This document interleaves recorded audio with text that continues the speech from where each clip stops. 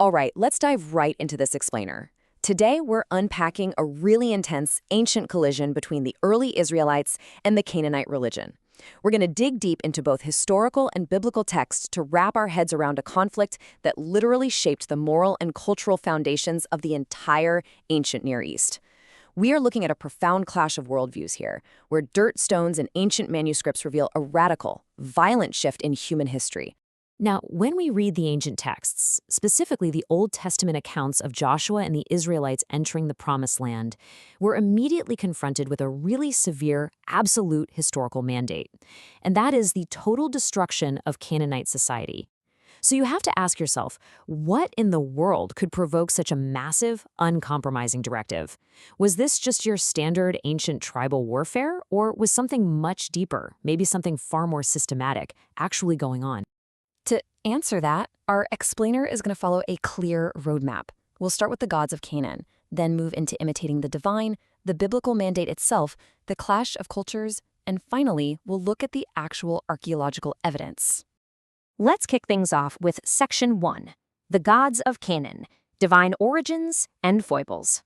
Right away, we see a massive theological chasm between these two cultures. On one hand, the Canaanite gods had very distinct origin stories, which we call theogonies. The ancient sources tell us these gods were brought into being through highly physical, naturalistic ways, often through literal bodily fluids like spitting or sweating, or by just being born to previous generations of deities. They were totally bound to the natural world. But on the flip side, the Old Testament representation of Yahweh offers absolutely no theogony, none. He has no origin, he doesn't exist in some soap opera pantheon of generations, and he's presented as the supreme creator who simply calls the heavens and the earth into being out of nothing.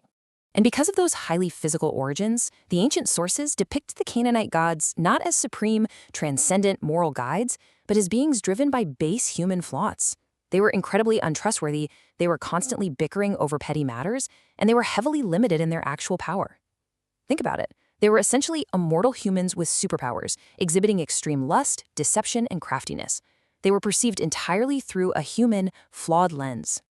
Which brings us to Section 2, Imitating the Divine. As above, so below.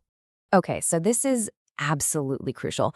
We have to talk about the concept of imitatio Dei. This is a historical and theological doctrine that basically means the imitation of the gods. You see, in the ancient mind, if a deity acted a certain way, it wasn't just a fun story around the campfire. It was a cosmic endorsement. Whatever the gods were believed to do, the people were given a direct, unquestionable license to do as well. Because of imitatio Dei, the total immorality of the pantheon translated directly into the extreme and honestly heinous societal practices documented in our sources. The texts show us a Canaanite society where those with power exercised it ruthlessly, literally mimicking their gods by coveting and taking whatever they wanted. This manifested in a highly stratified society steeped in ritual prostitution, incest, and bestiality, all of it tied directly to the worship of their pantheon, particularly the god Baal. It really makes you pause and wonder, how would the world be today if these societies and their religious frameworks still existed and thrived? Well, we'd likely be looking at a deeply fractured, heavily exploitative global society where the absolute worst human impulses aren't just normalized, but literally protected and mandated by the highest divine authority. Moving on to Section 3, the biblical mandate, eradicating the shrines. The ancient Jewish historian Flavius Josephus makes the reasoning for the conflict completely clear. He points out that the destruction of Canaan wasn't just some arbitrary land grab, it was a direct, targeted response to the society's extreme wickedness. According to the ancient texts, their iniquity was full. The excision was viewed as a divine judgment on a culture that had completely and totally institutionalized abuse and depravity. And when we actually look at the biblical texts themselves, like Exodus and Deuteronomy, the commands are uncompromising. They mandate a total, ground-up dismantling of the Canaanite religious infrastructure. The Israelites are ordered to destroy altars, break sacred pillars, and burn the graven images. The goal here was to completely sever the root of the culture's practices so they couldn't grow back. The sources show a systematic approach aimed entirely at prevention. The Israelites were commanded to drive out the surrounding nations and, in very specific cities, to let nothing that breathes remain alive. Now why? Well, the texts are perfectly explicit, lest they teach you to do according to all their abominations. It was, in essence, a radical quarantine measure. It was intended to forcefully prevent the early Israelites from adopting the highly destructive, polytheistic behaviors of their neighbors. Let's look at how this played out in Section 4, a clash of cultures, rejection of the norm. The scholar George Mendenhall points out how early Israelite law was practically a polar opposite to the Canaanite social order, where Canaan was highly stratified and ruled by these exploitative, top-down city-states. Early Israelite law insisted on a single standard that was binding on absolutely everyone. It introduced what were radically progressive concepts for the time, like genuine, tender concern for the slave, and incredibly strict protections for the non-citizen or the foreigner. Mendenhall actually theorizes that Israelite society was deliberately designed as a counter-community. The laws and traditions of early Israel represent a conscious, violent rejection of those Canaanite abuses.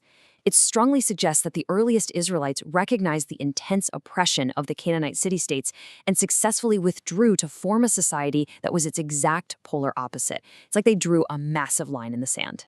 And this dynamic directly shaped the broader religious landscape. I mean, the entire ancient Near East embraced polytheism, but Yahweh demanded absolute, unchallenged loyalty.